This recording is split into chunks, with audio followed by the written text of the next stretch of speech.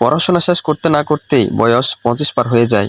যদি কেউ 25 বছরের মধ্যে বিয়ে না করেন তবে জনসম্মুখে শাস্তি পেতে হবে। শুনতে অবাক লাগলেও এমনই অদ্ভুত নিয়ম চালু রয়েছে ডেনমার্কে। পৃথিবীর বিভিন্ন দেশে বিয়ের অনেক ধরনের নিয়ম প্রচলিত রয়েছে। তার মধ্যে ডেনমার্কের একটি শহরে অভিনব শাস্তি দেওয়ার প্রথা রয়েছে। ডেনমার্কে 25 বছর হওয়ার আগেই বিয়ে করতে হবে আপনাকে, নতুবা প্রকাশ্যে আপনাকে সবাই অপমান করবে। আপনি 25তম জন্মদিন পালন করছেন অথচ অবিবাহিত, তাহলেই ডেনমার্কে আপনি বিপদে পড়বেন।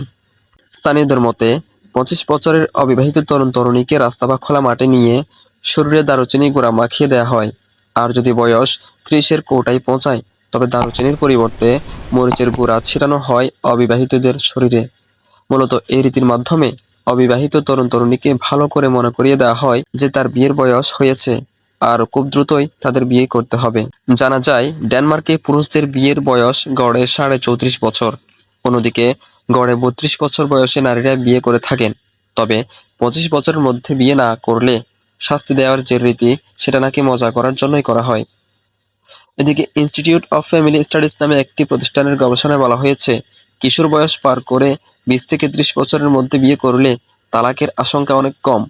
আর 30 বছরের পর থেকে 40 বছর বয়সের মধ্যে বিয়ে করলে এই আশঙ্কা অনেক বৃদ্ধি পায়।